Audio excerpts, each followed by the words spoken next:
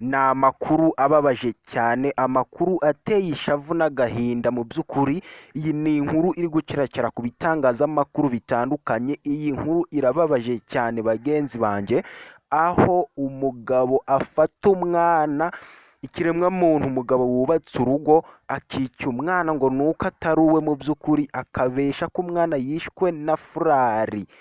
Ibi ni ibintu bibabaje cyane, niyo mpamvu ngira ngo inze dusesengure dusobanukirirwe hamwe. Mu by'ukuri iyi ni inkuru iri kugenda icaracara ku bitangazamakuru bitandukanye byinshi cyane, aho uyu mugabo wishyuye umwana, uyu mugabo amazina ye akaba yitwa Dr Pascal Ngiruwonsanga. Uyu ni umugabo w'umudogiteri, uyu yakoreye ibitaro bya Nyanza mu myaka yahashize, aho bakoranye imyaka zirenga 7 yose, akaza koherezwa ku bitaro bya Gakoma hazwi nko mu karere ka Gisagara.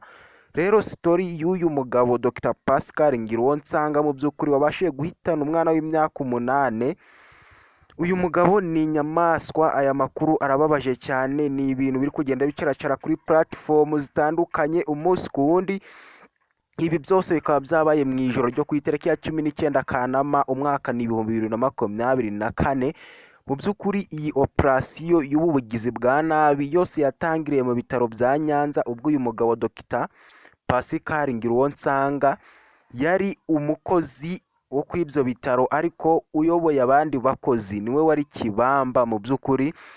Ariko uyu Dr Pascal Ngiruwonsanga niwe wari uyoboye, habaga undi mubyeyi witwaga Uwimana Rebecca. Uyu mubyeyi baje mu rukundo, uyu we yari ashinzwe icungamutungo kuri ibyo bitaro, mu by'ukuri yari kontabure w'ibitaro, ariko uyu Dr Pascal Ngiruwonsanga yamurushaga icyubahiro cyangwa se ububasha mu kazi. Ibibera mu kazi ni byinshi mwa bantu mwe, ni byinshi abantu bagenda bahura nabyo, hari ibyosha, hari ibiba bigoye umuntu imitego aba atasimbuka. Uyu mugabo rero Dr Pascal Ngiruwonsanga yari yarishwe n'irari ry'umubiri, yaje gushurashura kuri uyu mugore, ibyo twakwita nko kumutereta.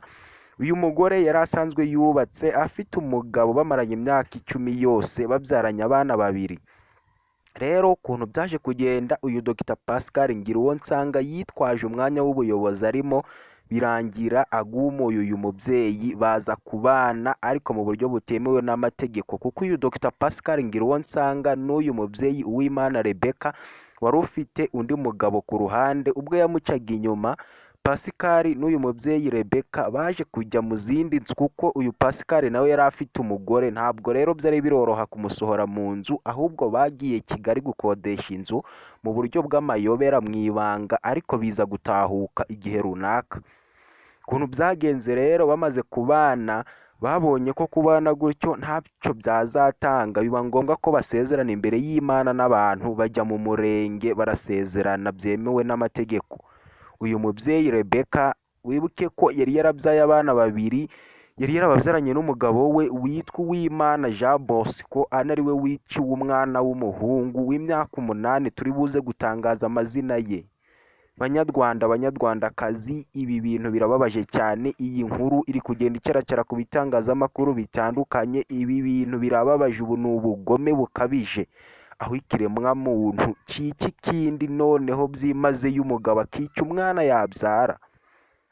Rero aba bakimara kubana byemewe n'amategeko, bari kuba muri iyo nzu, yarakomeje abadogiteri kuri ibyo bitaro bya Nyanza, ndetse n'uyu mugore we wari wamaze kuba uwe nyine Uwimana Rebecca, akomeza acunga umutungo kuri ibyo bitaro bya Nyanza hariya mu majyepfo.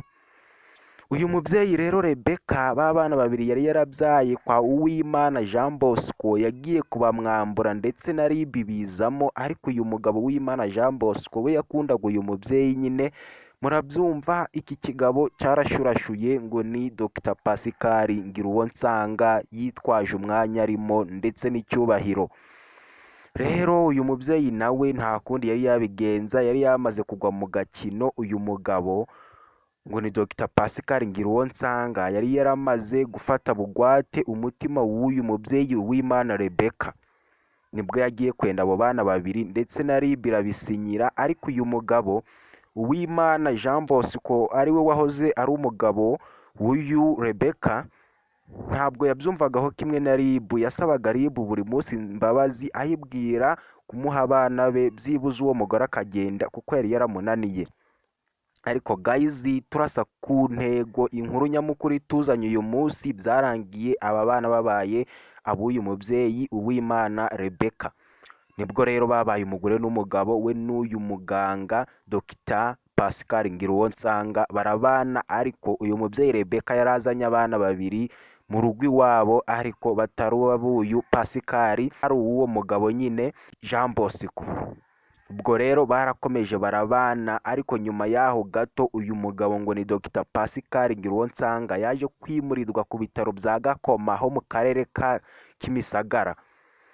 Amaze kwimurwa, ariko uyu mugore we Rebecca babanye amaze guca umugabo w'inyuma mu buryo nyine butumvikana kubera ibishuko, we yagumye kuri bya bitaro bya Nyanza. Ibi rero byaje gukomeza, noneho se w'aba bana yabonaga ariko bafashwe nabi, kuko nawe urabyumva kurera abana batari abawe ni abantu bake kuri iyi si yacu tugezemo bapfa kurera abana batari ababo neza, si bose rwose, ni bake cyane. Rero uyu mugabo ngo ni Dr Pascal Ngiruwonsanga yafataga aba bana nabi cyane.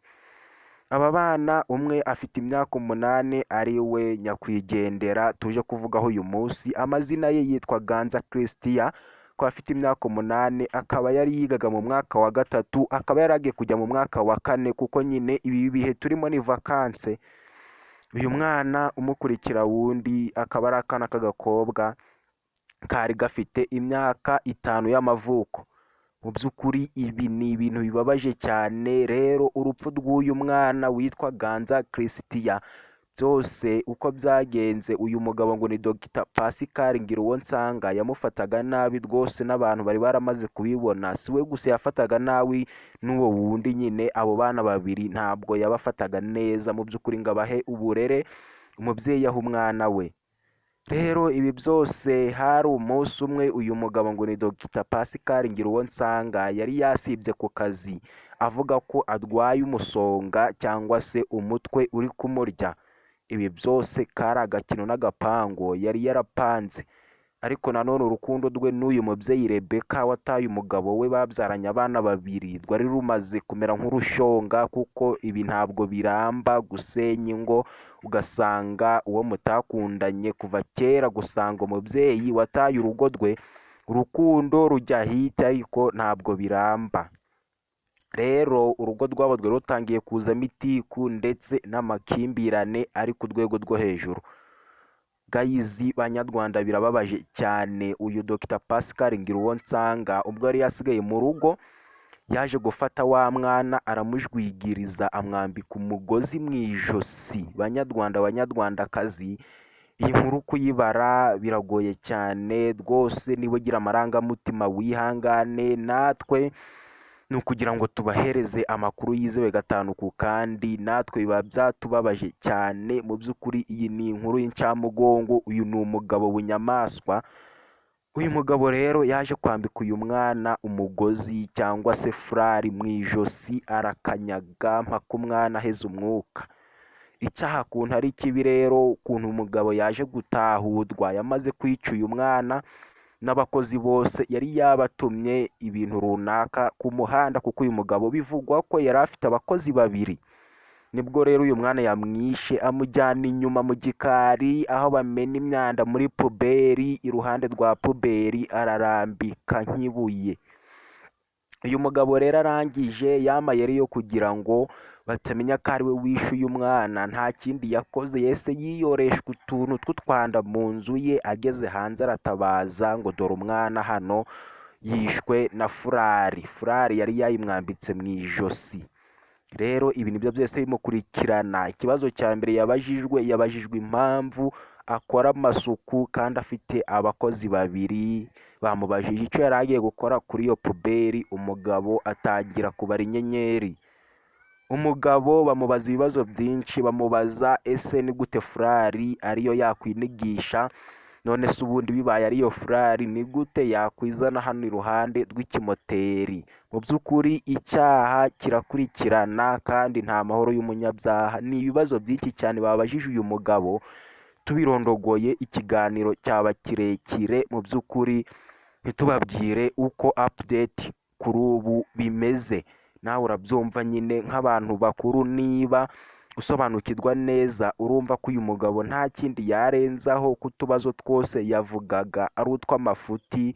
Tayari umunyabyaha yahise acakirwa kuri ubu ari gukurikiranwaho na RIB.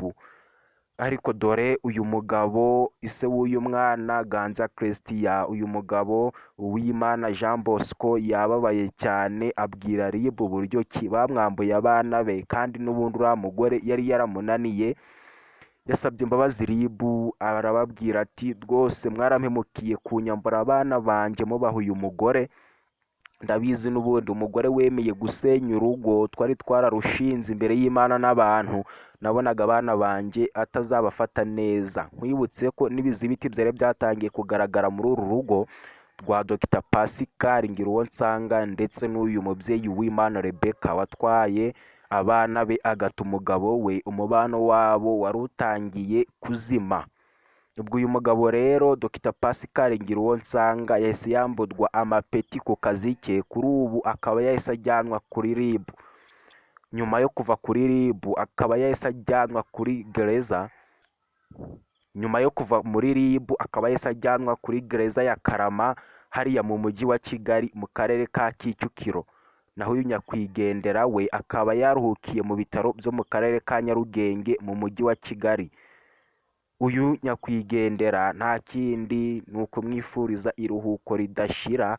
Naho uyu munyabyaha ngo ni Dr Pascal Ngiruwonsanga, akaba ari kuri gereza ya Karama mu karere ka Kicukiro mu mujyi wa Kigali, akaba akurikiranwa anaryozwa ibyaha yakoze. Mu gihe nibiramuka bimuhamye ari buhabwe ibihano mu by'ukuri bikwiye abanyabyaha nk'aba ngaba. Agahinda ko ni kose ku mugabo w'inzirakarengane Uwimana Jean Bosco, ari we papa w'aba bana bombi, uyu mwana w'imyaka 8 Ganza Christian ndetse n'uyu mwana w'imyaka 6 ariko we utabashijwe gutangarizwa amazina bitewe n'impamvu runaka. Guys, ibi ni ibintu biba biteye ubwoba, ubwicanyi ndengakamere nk'ubu ngubu muri iki gihugu cy'u Rwanda. Rwose ibi ni ibintu bigaragara ahantu hake, ariko nanone biraba umunsi ku wundi. Ibintu nk'ibi ngibi mu by'ukuri by'ubwicanyi ndengakamere guys ni iby'igiciro, nge ntabwo nabona uko mbivuga. Inkuru ni ndende, ibintu ni byinshi byinshi inyuma y'uru rupfu, ibindi turi buze kubibaha mu yandi makuru. Ibi ni ibintu bibabaje cyane, biteye agahinda gakabije. Reka nkubwire ngo rero ni iby'igiciro cyane, wowe ugira amarangamutima ihangane kuba wumvishe aya makuru. Nizere ko usobanukiwe. Icyo nagusaba ni ukuyasharinga abanyarwanda nabo bamenye inkuru kugira ngo bigireho mu by'ukuri ubugome nk'ubu ngubu bucike mu gihugu cy'u Rwanda. Ibi ni ibintu bibi cyane, ni ibintu bikabije, ni ibintu by'ubwicanyi ndengakamere mu by'ukuri, kandi icyaha kirakurikirana. Ibi ni ibintu bitari byiza. Uyu munyabyaha akaba yacakiwe, akaba ari kuri sitasiyo ya polisi kuri Karama. Ibi ni ibintu bigoye kubyumva, bibabaje mu by'ukuri. Gusa nagukomeza babwira ngo tunagane ku musozo, turi bugaruke nyuma tubahereza andi makuru kuri uyu mwicanyi. Mu by'ukuri dusengera iyi nzirakarengane yavuye mu mubiri Ganza Christian ku myaka 8 gusa y'amavuko. Ni biteye agahinda, amarira arashoka ku matama. Tunihanganisha papa w'uyu mwana uzwi nka Uwimana Jean Bosco, tunanenga uyu mubyeyi wemeye guta umugabo we wamukundaga agasanga uyu muzimu cyangwa uyu mugome. Umubyeyi rwose Uwimana Rebecca tumugaye cyane, ariko nanone tunaboneraho isomo. Reka nkubwire ngo dusoreze ahangaha, turagaruka mu biganiro bitaha. Njyewe twari kumwe, nitwa Gazi King.